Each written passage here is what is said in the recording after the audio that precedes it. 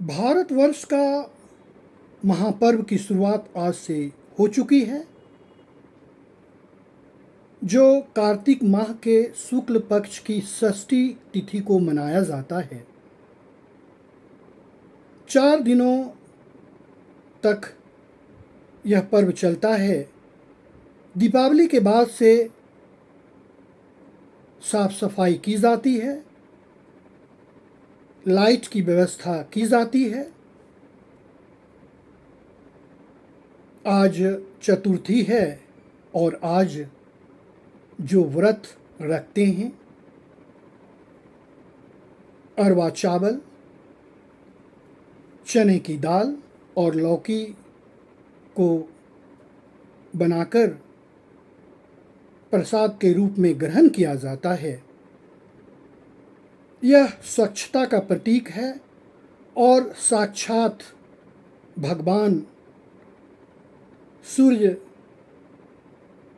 की उपासना कर इस पर्व को मनाया जाता है। ऐसा कहा जाता है कि भगवान सूर्य और माँ छठी मैया का भाई बहन का रिश्ता है।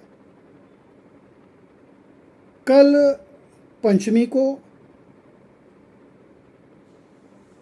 खरना के रूप में प्रसाद ग्रहण किया जाता है और उसके बाद से यह 36 घंटे का निर्जला उपवास है। आज भारतवर्ष में ही नहीं बल्कि विश्व के हर कोने में इस महापर्व की महिमा है। जैसा कि बताया गया कि चतुर्थी से सप्तमी तक इस महापर्व को मनाया जाता है।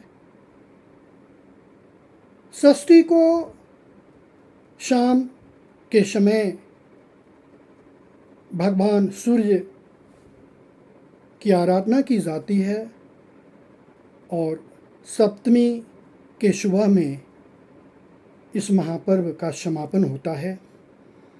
बच्चे काफ़ी उत्साहित देखे जाते हैं। इस पर्व के बारे में पौराणिक कथाएं हैं। जब भगवान श्री राम और माँ सीता रावण का वध कर 14 वर्षों के बाद अयोध्या लौटे थे, तब दोनों ने इस महापर्व को किया। महाभारत काल में भी इसकी चर्चा है। जैसा कि बताया जाता है कि कर्ण घंटों तक जल में रहकर भगवान सूर्य की उपासना किया करते थे। जब पांडव जुए में सब कुछ हार गए, तब उन्होंने द्रौपदी के साथ इस व्रत को किया था और तब उन्हें राजपाट की प्राप्ति हुई। इसलिए देखा जाए तो इस महापर्व की विशेष महत्ता है। आज से भारतवर्ष में इस पर्व की शुरुआत हो गई है, जो कार्तिक माह के शुक्ल पक्ष की षष्ठी तिथि को मनाया जाता है। ऐसा कहा जाता है कि जो भी इस व्रत को रखते हैं, उन्हें शांति की प्राप्ति होती है, धन धान्य की प्राप्ति होती है और जीवन में एक नया उत्साह आता है। आज भारतवर्ष में इस महापर्व को करते हुए अपार सुख की प्राप्ति होती है।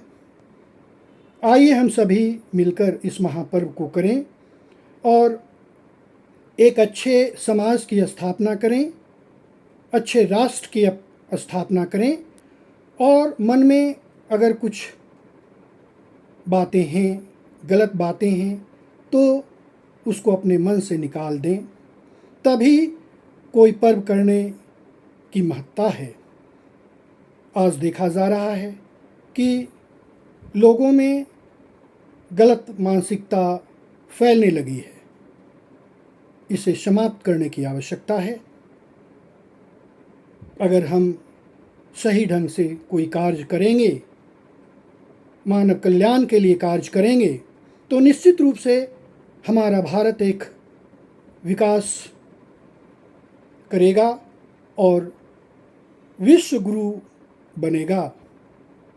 इसलिए हम ऐसा निर्णय लें कि जीवन में अगर कुछ कार्य करना है तो इस महापर्व को करते हुए जीवन में उस बात को उतारें, तभी पर्व करने की महत्ता हो सकती है। एक बात और मैं कहना चाहूँगा, आज के जो युवक हैं भटकाव की स्थिति में हैं। इस YouTube चैनल के माध्यम से मैं उन्हें कहना चाहूँगा कि मन को शांत कर आप मेहनत करें, सफलता निश्चित मिलेगी, क्योंकि प्रयास ही हमें सफलता की राह पर ले जा सकता है। कुछ बाधाएं हो सकती है, समय लग सकता है, लेकिन अगर हमने दृढ़ निश्चय कर लिया तो कोई भी कार्य कठिन नहीं है। इसलिए हम सभी को इस तरह की बात को सोचकर आगे बढ़ने की आवश्यकता है। इसलिए हम इस महापर्व को करें और मन में दृढ़ निश्चय लें और हम आगे बढ़ें। ऐसा देखा जाता है कि घाट पर काफ़ी भीड़ हो जाती है, कभी कभी झगड़े हो जाते हैं।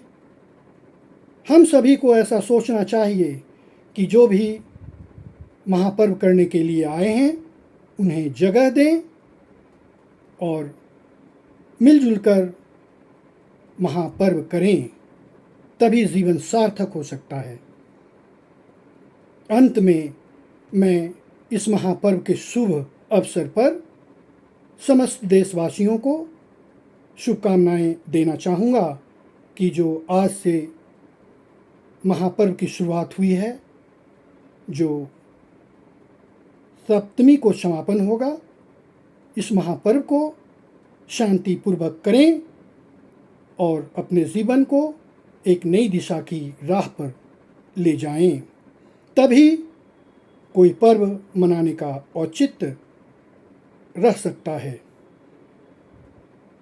इस महापर्व में एक गीत जो बराबर सुनने को मिलता है, बांस ही कांच के बहंगिया बहंगिया लचकत जाए। यह सिर्फ 2 लाइनों का गीत नहीं है, बल्कि यह हमें संदेश देता है कि जीवन को सार्थक बनाने के लिए जितना भी कठिन से कठिन कार्य करना हो हम करें, तभी जीवन सार्थक हो सकता है। धन्यवाद।